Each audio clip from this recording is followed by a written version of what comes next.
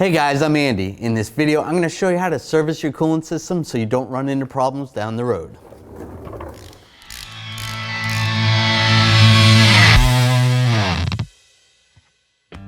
Some of the reasons why you want to service your coolant system is you're going to prolong the life of your engine parts, such as your radiator or even your heater core, your water pump, anything that's related to coolant. If you don't do this, you're going to have corrosion built up there and it's going to cause leaks. One of the first things you want to do when you decide you're going to do a coolant flush or a service is checking your owner's manual. That way you can tell the intervals for when you're supposed to change the fluid, what type of fluid, and how much fluid you're going to need. Here we can see what type of coolant to use. This vehicle requires Dexcool, and you can see the intervals, 5 years or 150,000 miles. Now 150,000 miles seems like a lot, but at least you want to do it every 5 years. And it's important to note not to mix other types of coolants with the coolant that's recommended for the vehicle. If you mix the coolant types, you can clog up your heater core or radiator, cause other corrosion in the coolant system. When you're under the hood of the vehicle, you want to check and find out where your coolant reservoir is and also where the radiator cap is. If your vehicle doesn't have a radiator cap, some vehicles have it directly on the coolant reservoir. It's extremely important when the vehicle is hot not to take off the radiator cap or reservoir cap. When the engine is hot, there is pressure in the coolant system, and if you take that cap off, the pressure is going to come out and could cause some major burns.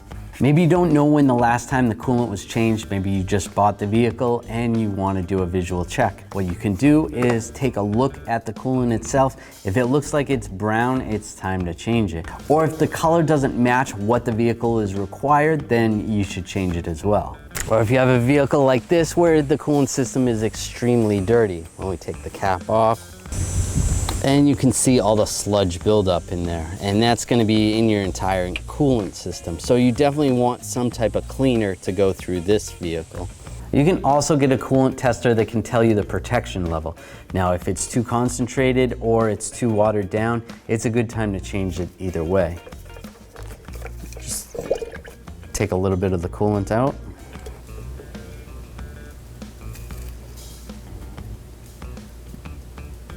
So you just fill this up with coolant and you can see where the protection level is.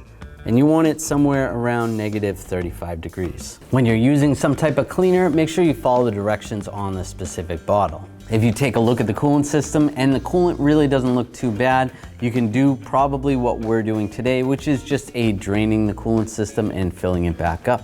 With the engine cold, we can remove the radiator cap.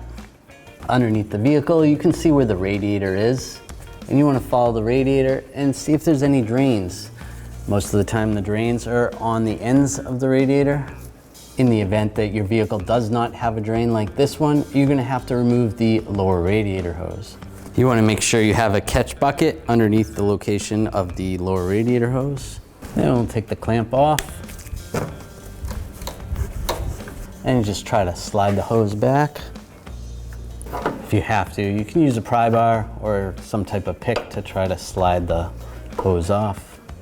Just be careful because the coolant's going to come out pretty fast.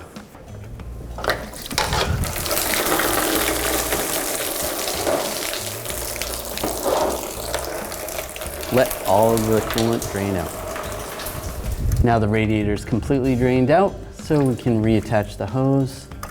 Or if you had a drain, you can put the drain plug back in. Draining the radiator out has only drained about half of the coolant out of the entire coolant system.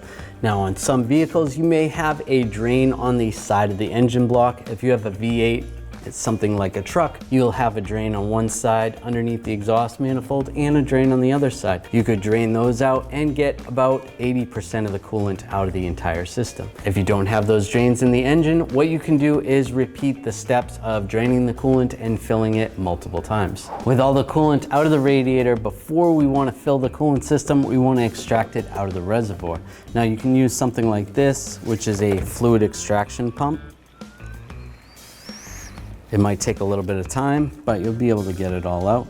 Or you could always, if you want to, remove the reservoir from the vehicle and dump it into a bucket. Now we're ready to add the coolant. It's gonna help out a lot if you have a funnel like this. You can actually put this on the radiator, makes it significantly easier. And you wanna add the appropriate coolant. Whatever you checked in the owner's manual earlier, that's what you wanna use.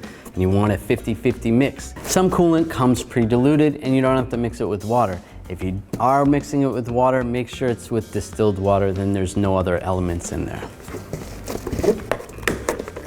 And we can fill the radiator right up. After the coolant system is all filled up, we want to start the engine and run it for about 10 minutes. It's going to circulate the coolant through the system, mix in with the old if you didn't drain the block at all. And while you're doing this, make sure you monitor the coolant temp sensor. You don't want that going into the red and cause other damage. In our case, because we only drained the radiator, we only drained about half the coolant out. So what we would want to do at this time, let the vehicle cool down. Once it's cooled down, drain the coolant again and add fresh coolant. That's gonna give you a better percentage of more of the old coolant being replaced by new coolant. After you're all done all of that and you'll let the vehicle cool down, check the coolant level and adjust accordingly. With your old coolant, you wanna make sure you dispose of it properly.